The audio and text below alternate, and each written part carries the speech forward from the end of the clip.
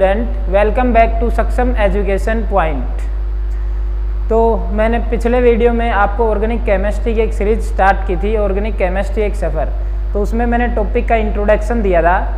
तो आज हम उसी सीरीज को स्टार्ट करने जा रहे हैं और जो हमारा फर्स्ट चैप्टर रहेगा वो है ऑर्गेनिक मॉलिक्यूल्स। उसके अंदर स्ट्रक्चर, बॉन्डिंग और प्रॉपर्टीज़ के बारे में पढ़ेंगे। तो इस चैप्टर के अंदर कहीं ना कहीं मैं आपको ऑर्गेनिक कंपाउंड्स की रिप्रेजेंटेशन के बारे में बताऊंगा और एक बहुत ही important topic functional group identification के बारे में बताऊंगा। तो यहाँ से देखो, सबसे पहले ऑर्गेनिक इनके बारे में बताएंगे। तो सबसे पहले अपने को सीखना होगा अब कि ऑर्गेनिक केमिस्ट्री होती क्या है।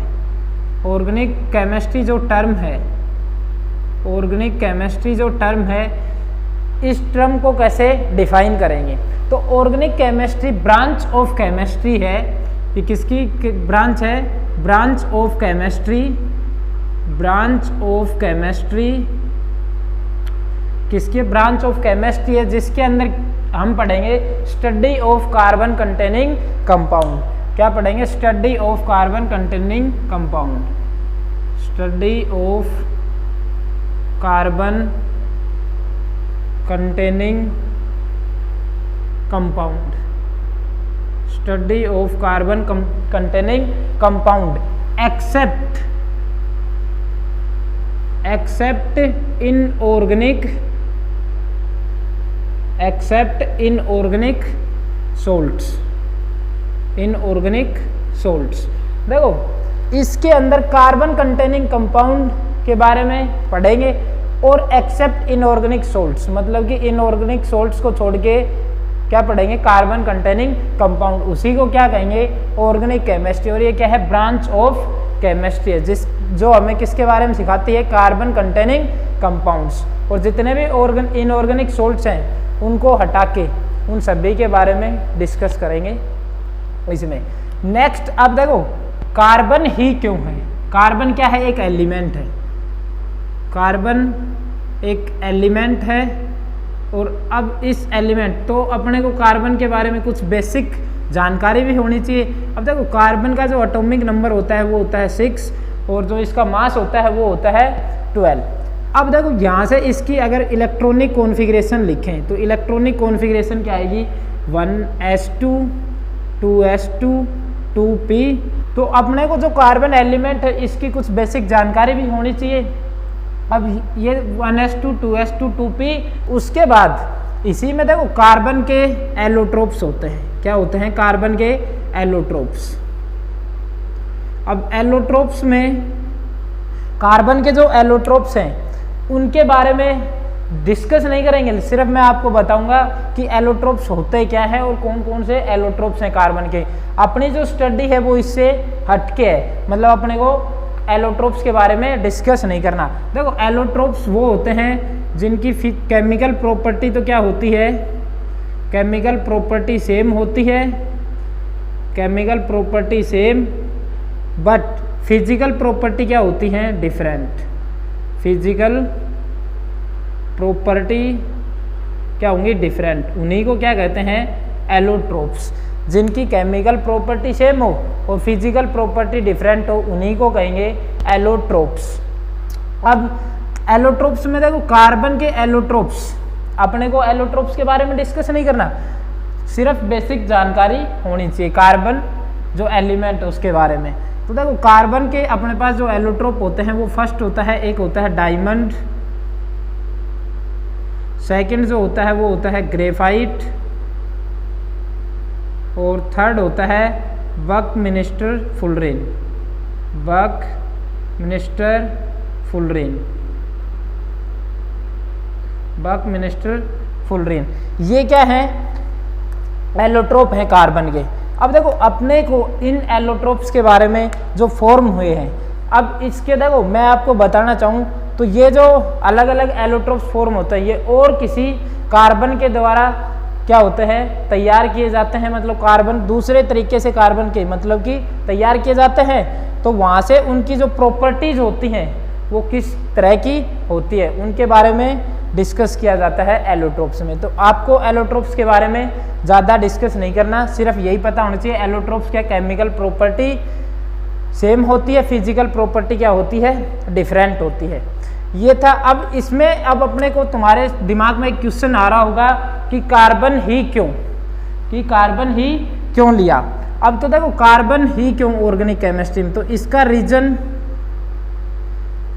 इसका रीजन आना क्या है कि कार्बन ही क्यों लिया। तो देखो कार्बन की दो प्रॉपर्टी होती हैं, एक तो होती है कैटिनेशन और जो सेकंड प्रॉपर्टी होती है वो होती है टेट्रावैलेंसी। क्या होती है,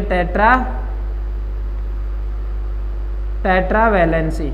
अब देखो यहाँ से जो कैटिनेशन और टेट्रावैलेंसी है, इन्हीं दो प्रॉपर्टीज, ये दो प्रॉपर्टी ही रिस्पॉन्सिबल हैं कार्बन के करोड़ों कंपाउंड्स के लिए, और उन्हीं करोड़ों कंपाउंड्स को ही हम किस में पढ़ते हैं, ऑर्गेनिक केमिस्ट्री में। अगर मैं ये कहूँ ऑर्गेनिक केमिस्ट्री को कि करोड़ों compounds is the organic chemistry, तो भी गलत नहीं होगा। देखो जो हम पढ़ते हैं केमिस्ट्री के अंदर वो किसके कंपाउंड्स, जो कार्बन के कंपाउंड्स है उन्हीं को ही पढ़ेंगे। तो कैटिनेशन, टेट्रावैलेंसी। अब देखो कैटिनेशन एक प्रॉपर्टी होती है सेल्फ लिंकिंग, सेल्फ लिंकिंग। इसमें एक ही टाइप के एटम्स कंटिन्यू ऐड होंगे। उसके बाद टेट्रावैलेंसी, टेट्रावैलेंसी के मतलब है कार्बन क्या करेगा, 4 बॉन्ड फॉर्म करेगा, 4 बॉन्ड्स फॉर्म करेगा। अब यहाँ से 4 तो बॉन्ड क्या करेगा, फॉर्म करेगा, और वो बॉन्ड्स जो होंगे वो कैसे होंगे, वो बॉन्ड्स जो होंगे, टेट्रावैलेंसी मतलब कार्बन यहाँ से क्या करेगा, 4 बॉन्ड फॉर्म करेगा, और वो 4 बॉन्ड्स कैसे होंगे, कोवलेंट नेचर के होंगे। कैसे होंगे, कोवलेंट नेचर के। अब कोवलेंट नेचर के ही क्यों, क्योंकि कार्बन ना कैटायन बना सकता है और ना एनायन बना सकता है। ना तो कार्बन कैटायन की फॉर्मेशन करेगा और ना एनायन की। क्यों, क्योंकि कैटायन और एनायन की फॉर्मेशन करने के लिए जो ज़्यादा एनर्जी की रिक्वायर होती है वो पॉसिबल है नहीं। तो ये कोवलेंट बॉन्ड बनाएगा, क्योंकि ये सिर्फ क्या कर सकता है, sharing of electron, sharing of electron. सिर्फ इसकी वजह से ये कोवलेंट नेचर के जो बॉन्ड होते हैं, 4 ही बॉन्ड, तो ये जो 2 प्रॉपर्टी हैं ये ही रिस्पॉन्सिबल हैं कार्बन के करोड़ों कंपाउंड्स के लिए, और वही हम किस में पढ़ेंगे, ऑर्गेनिक केमिस्ट्री के अंदर। अब जो सेकंड टॉपिक है अपना वो है इसी चैप्टर में वाइटल फोर्स थ्योरी। डिस्कस करेंगे vital force theory, vital force theory. Vital force theory देखो ये सबसे पहले दी किसने थी, एक बर्जेलियस नाम का साइंटिस्ट था, बर्जेलियस साइंटिस्ट था। उसने बताया कि जो ऑर्गेनिक कंपाउंड्स होते हैं,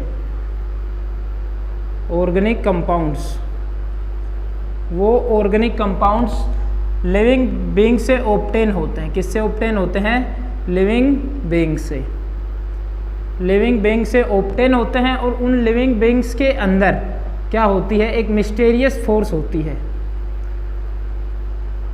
मिस्टीरियस फोर्स। उसी मिस्टीरियस फोर्स को क्या नाम दे दिया, वाइटल फोर्स, वाइटल फोर्स। अगर मैं सिंपल भाषा में बताना चाहूँ तो ऑर्गेनिक कंपाउंड्स वो होते हैं जो लिविंग बीइंग्स से प्राप्त होते हैं, लिविंग बीइंग्स के थ्रू एक मिस्टीरियस फोर्स द्वारा उत्पन्न किए जाते हैं।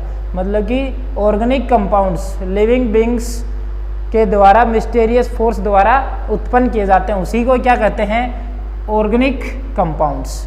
तो देखो जो इसके अकॉर्डिंग, बर्जेलियस के अकॉर्डिंग अगर मैं ये लिखना चाहूँ, जो भी ऑर्गेनिक कंपाउंड्स हैं, ऑर्गेनिक कंपाउंड्स, वो ऑर्गेनिक कंपाउंड्स ये कह सकते हैं वह ऑर्गेनिक कंपाउंड्स जो आर्टिफिशियली लैब में प्रिपेयर नहीं किया जाए। तो ये लिख सकते हैं note prepare artificially, note prepare artificially. तो वही क्या हो गए, इसने सिर्फ यही बताया था कि लिविंग बीइंग्स के द्वारा उत्पन्न किए जाते हैं मिस्टीरियस फोर्स को, और उसी मिस्टीरियस फोर्स को नाम दिया वाइटल फोर्स। तो अब ये कह सकते हैं कि जो organic compounds not prepare artificially, मतलब कि इनको लैब में तैयार नहीं किया जाता। लेकिन जैसे ही एक साइंटिस्ट आया, वोलर साइंटिस्ट, एक वोलर नाम का साइंटिस्ट आया और उसने फर्स्ट ऑर्गेनिक कंपाउंड प्रिपेयर कर दिया। क्या कर दिया, फर्स्ट ऑर्गेनिक कंपाउंड प्रिपेयर कर दिया। अब जैसे ही उसने फर्स्ट ऑर्गेनिक कंपाउंड प्रिपेयर किया तो बर्जेलियस की जो वाइटल फोर्स थ्योरी थी, इस बर्जेलियस की थ्योरी को क्या लगा, एक झटका लगा। अब जैसे ही इसने क्या किया, एक इनऑर्गेनिक कंपाउंड लिया, अमोनियम साइनेट। क्या लिया, अमोनियम साइनेट, अमोनियम साइनेट। अब अमोनियम साइनेट को जैसे ही उसने क्या किया, हीट किया, तो वो किसमें NH4CNS2CO ये एक कंपाउंड बना दिया। क्या उसने, यूरिया, जो क्या था, फर्स्ट ऑर्गेनिक कंपाउंड था। क्या था, फर्स्ट ऑर्गेनिक कंपाउंड। अब इसने ये एक प्रकार से क्या है, इनऑर्गेनिक सोल्ट है, इनऑर्गेनिक सोल्ट। उसने इनऑर्गेनिक सोल्ट लिया और उसको हीट किया और वहाँ से क्या बना दिया, एक ऑर्गेनिक कंपाउंड प्रिपेयर कर दिया लैब में। उससे क्या लगा, बर्जेलियस की थ्योरी को एक झटका लगा। अब उसके बाद ऑर्गेनिक कंपाउंड्स को लैब में प्रिपेयर करने की एक लाइन सी लग गई। तो इसने तो क्या किया, अब देखो यहाँ से तुम्हारे को पता होना चाहिए, क्वेश्चन बहुत पूछा जाता है कि फर्स्ट ऑर्गेनिक कंपाउंड जिसको लैब में प्रिपेयर किया गया था कि कौन सा था, यूरिया। किसने किया था, एक वुलर साइंटिस्ट ने। इसका मोलर मास क्या होता है, इसका मोलर मास होता है 60। अब जस्ट इसके बाद सेकेंड जो ऑर्गेनिक कंपाउंड लैब में प्रिपेयर किया गया वो था CH3COH, acetic acid. Acetic acid को किसने किया था, कोल्बे नाम का एक साइंटिस्ट था, उसने प्रिपेयर किया था। तो फर्स्ट तो ये हो गया। सेकंड जो प्रिपेयर किया गया था वो था एसिटिक एसिड। उसके बाद थर्ड जो ऑर्गेनिक कंपाउंड प्रिपेयर किया गया वो था CH4, मीथेन गैस, सभी ने सुनी होगी। तो इस मीथेन को किसने प्रिपेयर किया था, इसको प्रिपेयर किया था ब्रेथलोट साइंटिस्ट ने, ब्रेथलोट साइंटिस्ट ने। तो इस तरीके से इसके बाद वूलर के बाद बहुत से साइंटिस्टों ने लैब में प्रिपेयर करने स्टार्ट कर दिया ऑर्गेनिक कंपाउंड्स को। तो उससे बर्जेलियस की जो वाइटल फोर्स थ्योरी थी उसने क्या बताया था कि ऑर्गेनिक कंपाउंड्स लिविंग बींग्स के द्वारा एक मिस्टीरियस फोर्स द्वारा उत्पन्न किए जाते हैं। तो ये तो किसने बताया था, बर्जेलियस ने। लेकिन जैसे ही ऑर्गेनिक कंपाउंड को लैब में प्रिपेयर किया गया तो इस थ्योरी को झटका लगा। अब इसके बाद मैं आपको, ये तो एक ओल्ड डेफिनेशन हो गई ऑर्गेनिक केमिस्ट्री की, जिसके अंदर क्या करते हैं, कार्बन कंटेनिंग कंपाउंड्स को पढ़ते हैं। ये तो ओल्ड डेफिनेशन थी। अब हम बात करेंगे न्यू डेफिनेशन की, modern chemistry, modern definition of organic chemistry.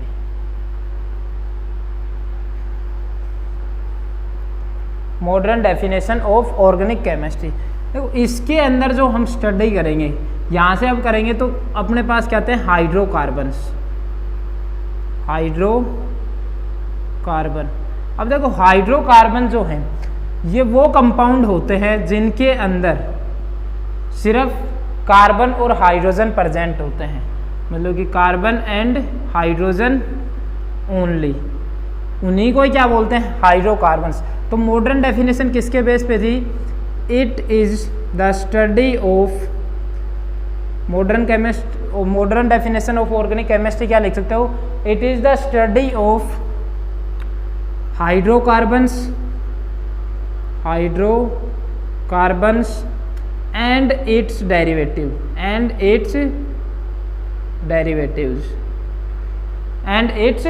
derivatives of organic compounds,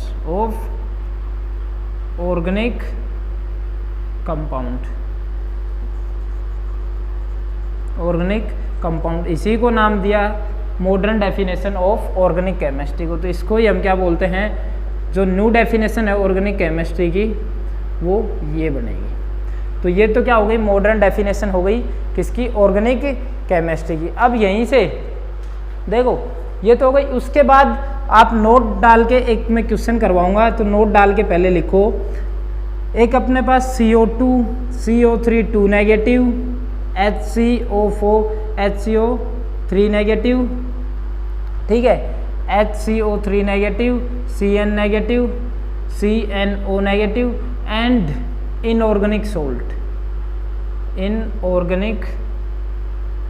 salt, ये सारे जो हैं ये क्या होंगे, इनऑर्गेनिक कंपाउंड्स होंगे, inorganic compounds.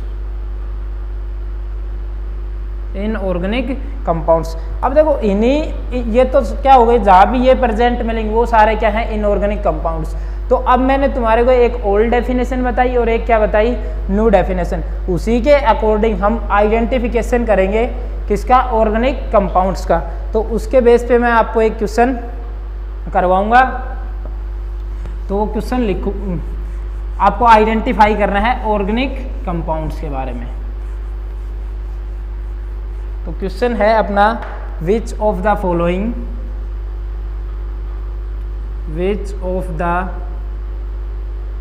Following are organic compounds, which are the following of organic compounds.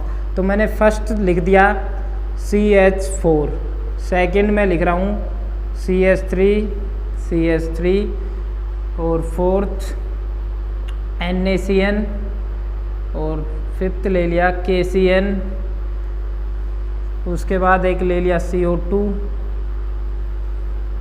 Fifth sixth, उसके बाद एक ले लिया CH3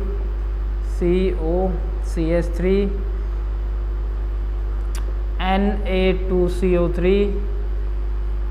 और 9 है NaHCO3, 10 CH3NH2 और CH3COH। इस तरीके से मैंने ये 10-11 जो एग्जाम्पल्स लिए हैं। तो इसमें आपको क्या करना है, ऑर्गेनिक कंपाउंड्स को आइडेंटिफाई करना है। तो देखो अब यहाँ से इनको कौन से ऑर्गेनिक कंपाउंड्स है और कौन से इनऑर्गेनिक कंपाउंड्स नहीं है। तो मैंने बताया देखो CH4 क्या है, ऑर्गेनिक कंपाउंड्स है। CH3 ये भी क्या है, ऑर्गेनिक कंपाउंड्स। अब देखो यहाँ Na+CN- और CN- में मैंने नोट डाल के लिखवाया था कि ये क्या है, इनऑर्गेनिक सोल्ट है। तो ये क्या नहीं है, ऑर्गेनिक कंपाउंड्स नहीं है। ये भी सेम K पॉजिटिव और CN-, तो ये भी क्या नहीं है, ऑर्गेनिक कंपाउंड्स नहीं है। CO2 ये भी ऑर्गेनिक कंपाउंड्स नहीं है। देखो ये क्या है, एक ऑर्गेनिक कंपाउंड है। Na2CO3 तो यहाँ क्या आ गया, CO3 2-, तो ये भी क्या है, इनऑर्गेनिक सोल्ट।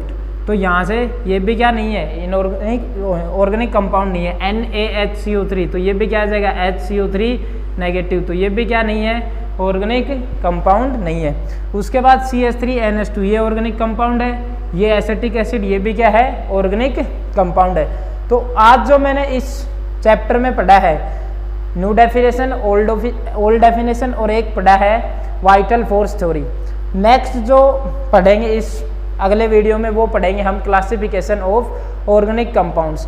जो मैंने इनऑर्गेनिक सोल्ट्स लिखवाए थे जैसे CO2 CO3 2-, HCO3-, CN-, CNO-, इनके अलावा देखो इनको अगर मैं आपको डिटेल में पढ़ाने लगूंगा तो इसके अंदर वो आपको रेजोनेंस पढ़ना पड़ेगा, रेजोनेंस के बाद फर्मी रेजोनेंस पढ़ेगा, तो और भी अच्छी तरीके से समझ में आएगा। लेकिन वो जो टॉपिक है वो अपने BSc फाइनल ईयर या फिर MSc के अंदर आता है। तो सिर्फ आपको ये ध्यान रखना है, जो मैंने नोट डलवा के लिखवाए थे इनऑर्गेनिक सोल्ट्स, उन्हीं का ध्यान रखना है। उसके बाद जितने भी कंपाउंड्स बचेंगे वो क्या हो जाएंगे, ऑर्गेनिक कंपाउंड्स जिसके अंदर इनऑर्गेनिक सोल्ट्स नहीं है।